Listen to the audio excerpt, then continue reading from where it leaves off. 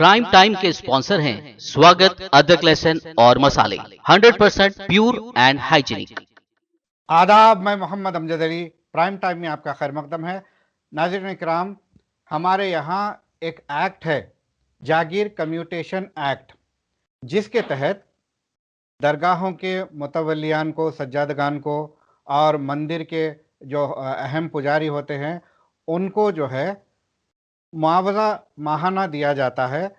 वो कब तय किया गया था और उसके बाद से क्या मामलात हो रहे हैं, क्या इनके साथ इंसाफ हो रहा है या इनके मफादात को नज़रअंदाज किया जा रहा है, इस बारे में आज हम गुफ्तगू करेंगे। हमारे साथ मौजूद हैं दरगाह हज़रत सैयद बंदगी बादशाह कादरी रहमतुल्लाह अलैह बालकुंडा शरीफ निज़ामाबाद के सज्जादा नशीन व मुतवल्ली व शरीक मोतमद कुल हिंद जमीयतुल मशाइख जनाब सैयद बंदगी बादशाह कादरी साहब। कादरी साहब, आपका बीबीएन चैनल पर खैर मकदम है। जी, अस्सलाम वालेकुम रहमतुल्लाहि व बरकातहू। जी वालेकुम अस्सलाम। ये बताइए कि ये जो जागीर कम्यूटेशन एक्ट है ये क्या है और इसका जो है किसके लिए बनाया गया है ये एक्ट? देखिए, सबसे पहले तो जागीर अबॉलिशन एक्ट आया, सारे जागीरात को अबॉलिश कर दिया गया। आज़ादी के बाद और से? उस जी, उसके बाद जो है गवर्नमेंट ये फील की कि जो जागीरात मशरूतुल खिदमात हैं, हम्म, जिन्हें टुवर्ड्स रेंडरिंग ऑफ सर्विसेज है, जी। उसको जारी करना चाहिए। हम्म, चुनाचे उसी पस मंज़र पे कम्यूटेशन एक्ट आया, जागीर कम्यूटेशन पे अवार्ड पे करना शुरू करे लोग।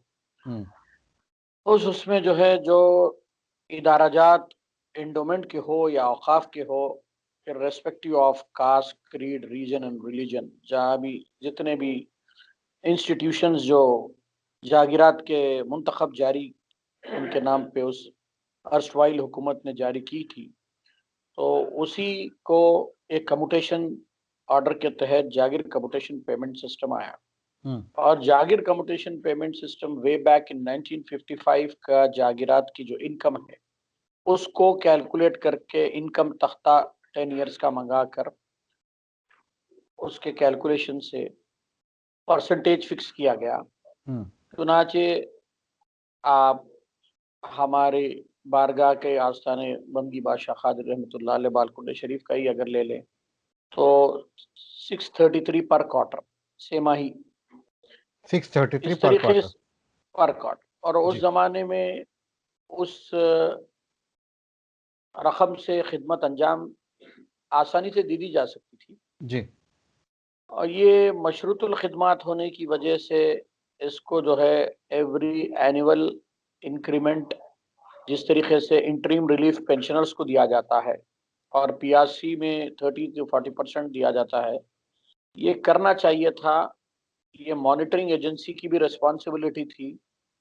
चुनाचे ये महकमा एक ज़माने में उमूर मजहबी के तहत था और फिर आपके रेवेन्यू डिपार्टमेंट के तहत वक्फ बोर्ड का महकमा रहा। तो ये मुंतखबे और कम्यूटेशन के पेमेंट अतियात डिपार्टमेंट के तहत भी थे और जागीर एडमिनिस्ट्रेटर के तहत। जी। अब जागीर एडमिनिस्ट्रेटर जो है वो commissioner survey settlement land records and Jagir administrator है। एक जुमरा जागीर एडमिनिस्ट्रेटर का उसमें अभी बाकी है।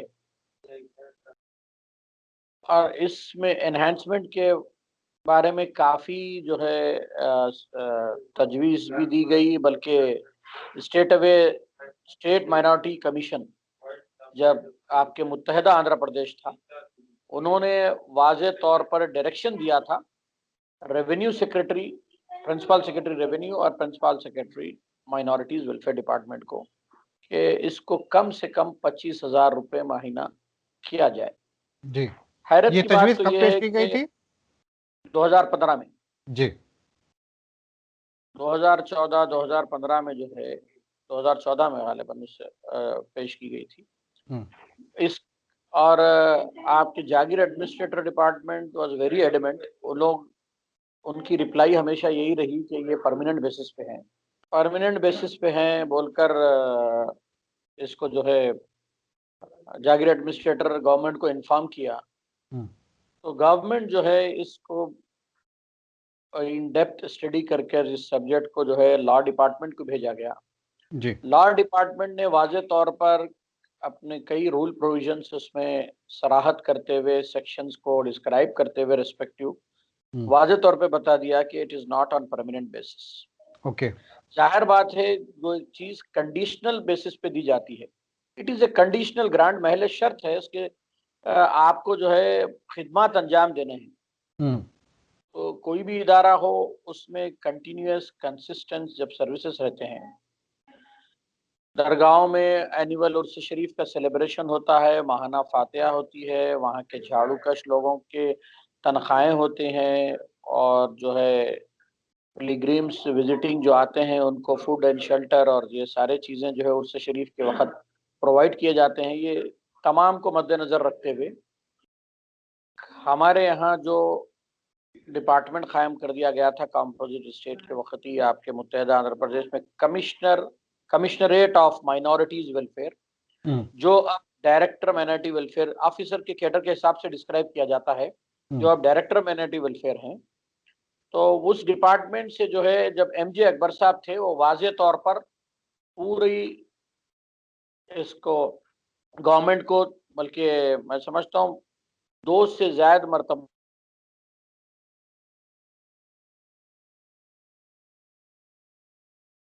उन्होंने गवर्नमेंट को डिटेल कॉम्प्रिहेंसिव लेटर लिखा।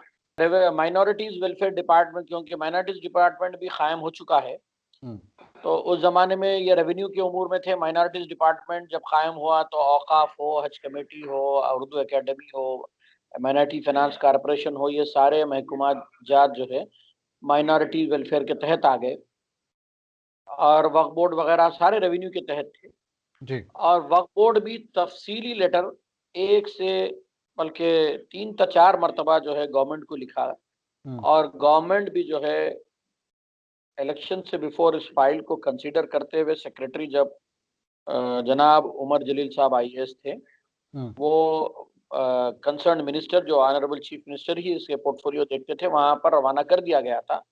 इलेक्शन कोड की वजह से ये फाइल जो है जेर गौर रही और वापस आ गई। उसके बाद मजीद इसके ऊपर कोई पेशरफ्त नहीं हुई।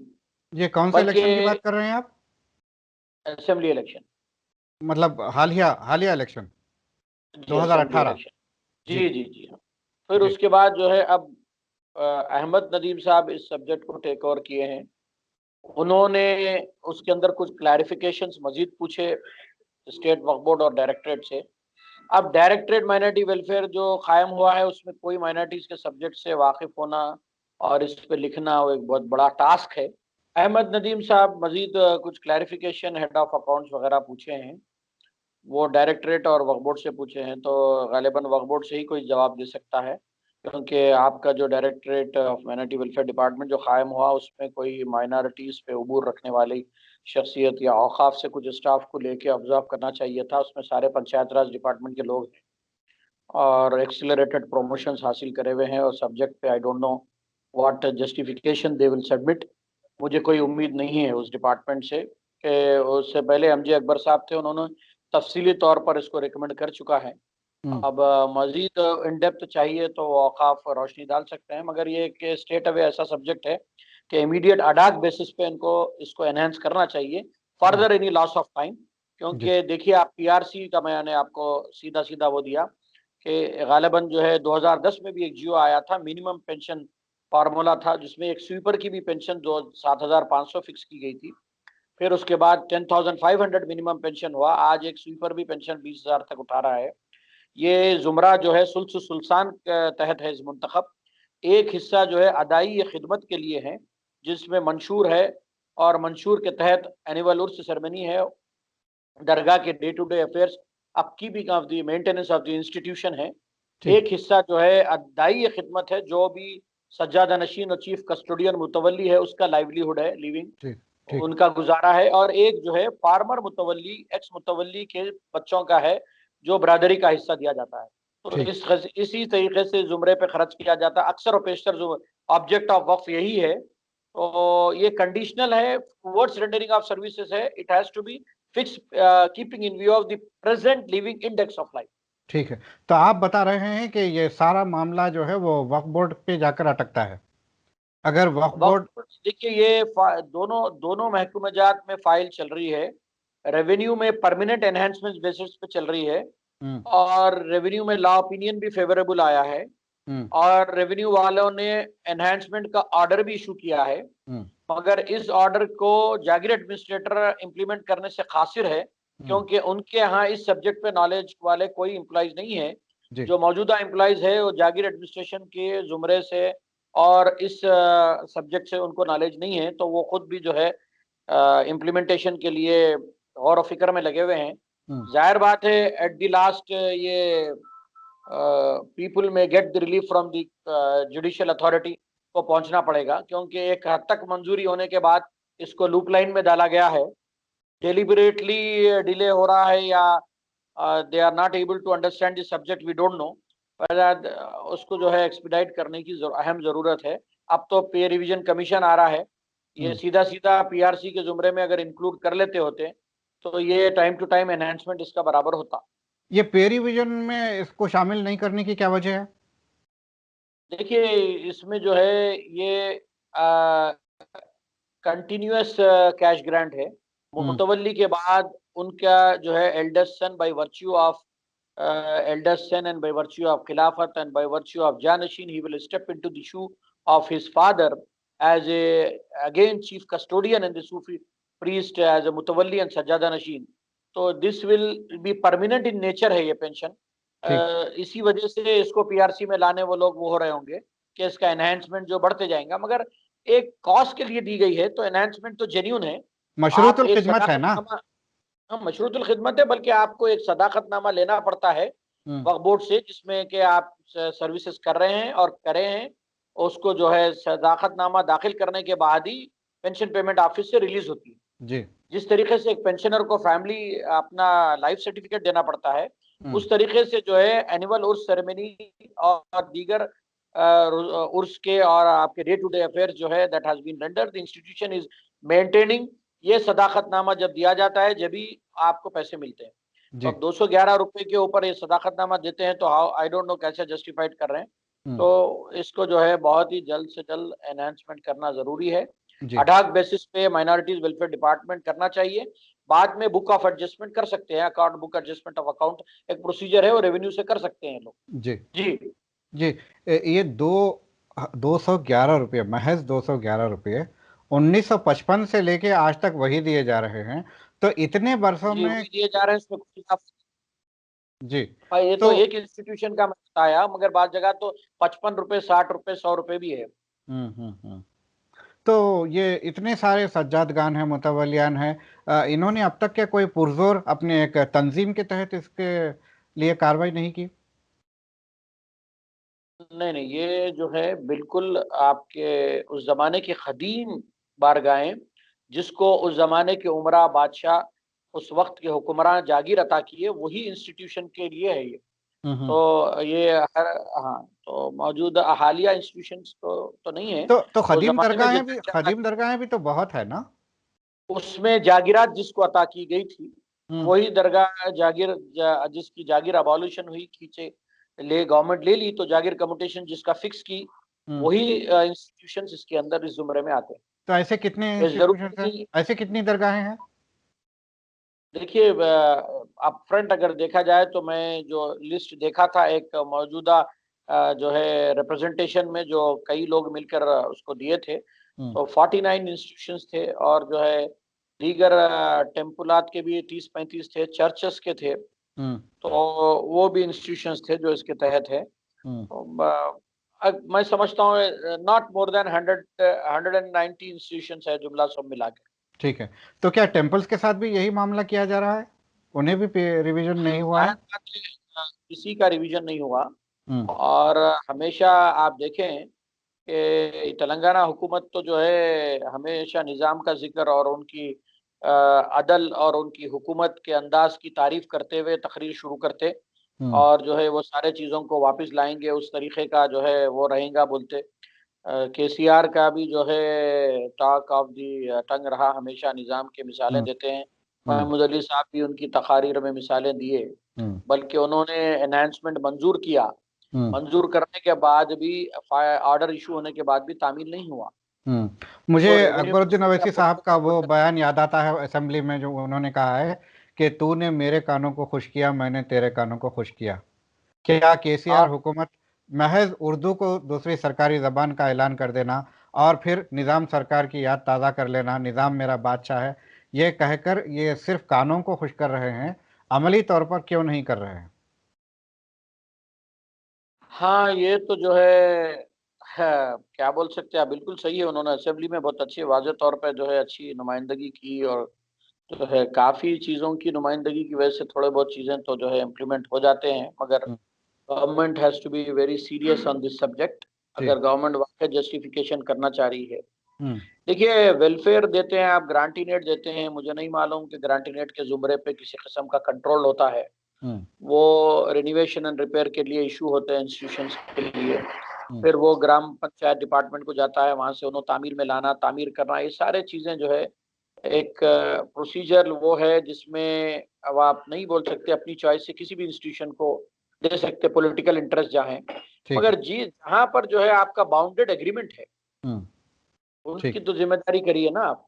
अच्छा, तो हो गया आपने ये मामले में, आपने ये आपके जो ये मामले को लेकर चल रहे हैं, क्या ये आप सारे लोग मिलकर मजलिसी लीडर्स को अप्रोच नहीं हुए? नहीं, हाल में अप्रोच है, बल्कि वो अप्रोच क्या है, वो लोग खुद इसमें दिलचस्पी लेके इसकी तफसीलात मंगाए। तो इसका जो है हमारे मौजूदा मोहतमद जामिया निज़ामिया ने बड़ी अच्छी डिटेल बनवा कर वो मेमोरेंडम दिया, और वो मेमोरेंडम में काफ़ी काविशें रही। एडवोकेट मोहसिना परवीन जो अब तो वो ट्रिब्यूनल के पैनल में हैं, जजेस के मेंबर हैं, तो अब उन्होंने उसमें मजीद रिप्रेजेंटेशंस में तो नहीं जा सकते, उनका जो है ऑफिशियल बाइंडिंग्स है, मगर उनका भी काफ़ी इसमें ताउन रहा। वो रिप्रेजेंटेशन बना के दिए हैं, असेंबली में भी सबमिट किया गया। ठीक है, ठीक है। तो क्या तयक़ुन मिला आपको? आप देखिए, आप एक फाइल जो अप्रूव हुई है, मैं इसको 98 से परस्यू कर रहा था, और बहुत ही सीरियस वे में हर जगह से, हर महकमात से, ऑनरेबल एमपी ने भी काफ़ी बेहतरीन इसके ऊपर एक कंसोलिडेटेड लेटर उन्होंने वाज़े तौर पर ये क्यों इसका एनहांसमेंट जेन्युइन है, असद अवैसी साहब ने बहुत ही बेहतरीन तरीके से बैरिस्टर साहब ने सबमिट किया। वो सिफारिश को जो है कमिश्नर ने उसको बाजाब्ता अपने लेटर में भी वाज़े तौर पर लिखा। अहमद बलाला साहब एमएलए मलकपेट ने भी बहुत ही डिटेल में जो है इसका एनहांसमेंट क्यों ज़रूरी है उन्होंने भी रोशनी डाली। उस लेटर का जिक्र भी जो है commissioner minority welfare MG Akbar साहब ने जिक्र किया। ये सारे चीज़ों को जिक्र करते हुए, माइनॉरिटी कमीशन की सिफारिश को जिक्र करते हुए, एक कंप्रेहेंसिव फाइल जो है कमिश्नरेट ऑफ माइनॉरिटी वेलफेयर से माइनॉरिटीज डिपार्टमेंट को गई, उसी के बेस पे फाइल बिल्डअप हुई, सेक्रेटरी से अप्रूव हुई, फिर मौजूदा सेक्रेटरी क्या उस पे हैं, और मुझे उम्मीद है कि अहमद नदीम साहब भी जो है वो अहले कलम और सब्जेक्ट पे नॉलेज रखते हैं। He will definitely give a very good order in this regard. अब इतना है कि एग्जीक्यूटिव स्टाफ है, जहाँ से उन्होंने इंफॉर्मेशन तलब की है, वो लोग अगर बराबर उनको फीड कर दिए तो बस है। ठीक है, तो आपकी तमाम तर उम्मीदें अब अहमद नदीम साहब पर जाकर है? गवर्नमेंट पे है, गवर्नमेंट के सेक्रेटरी है उन्होंने, तो जाहिर बात है in the capacity of secretary minority welfare ad hoc basis पे उनको जल्द से जल्द ऑर्डर इशू करना चाहिए। ठीक। और रेवेन्यू में जो फाइल लीगल ओपिनियन के जेर नज़र जो चलते आ रही है, उसको जो है रेवेन्यू सेक्रेटरी सुमेश कुमार साहब का पोर्टफोलियो है, वो खुद चीफ सेक्रेटरी गवर्नमेंट है, उन्होंने जो है उसको जो अहकामात पहले जारी हुए थे उसको नाफिज करने के लिए जागीर एडमिनिस्ट्रेटर को हिदायत देना चाहिए। ठीक ठीक। खादरी साहब, हमसे बात करने का बेहद शुक्रिया। तो नाजरीन, ये थे जनाब सैयद बंदगी बादशाह खादरी साहब। ये जो है जागीर कम्यूटेशन एक्ट के ताल्लुक से हमें बता रहे थे, और ये नाजरीन, ये थे जनाब सैयद बंदगी बादशाह खादरी साहब। ये जो है जागीर कम्यूटेशन एक्ट के ताल्लुक से हमें बता रहे थे, और ये बता रहे थे कि 1955 से लेकर 211 रुपये माहाना अभी भी वही मिल रहा है। हालांकि पे रिवीजन कमीशन 10 अप्लाई हो चुके हैं और सारे लोगों के मुआवजे बढ़ चुके हैं। इसे पे रिवीजन कमीशन में नहीं लाया गया, इसे लाना चाहिए, और इसे ऑटोमेटिक होना चाहिए कि जैसे सबके वज़ाइफ बढ़ते हैं इनका भी वज़ाइफ बढ़ना चाहिए। और तमाम तर कार्रवाइयों के बाद अब ये अहमद नदीम साहब के पास जाकर कार्रवाई रुकी है और ये उम्मीद जाहिर करते हैं कि अहमद नदीम साहब खातिर खा इस पर तवज्जो देंगे और ये इसको रूबअमल लाएंगे और इनकी जो परेशानी है दूर करेंगे। आज के एपिसोड में बस इतना ही। अगले एपिसोड तक के लिए हमें दीजिए इजाज़त। शब बखैर।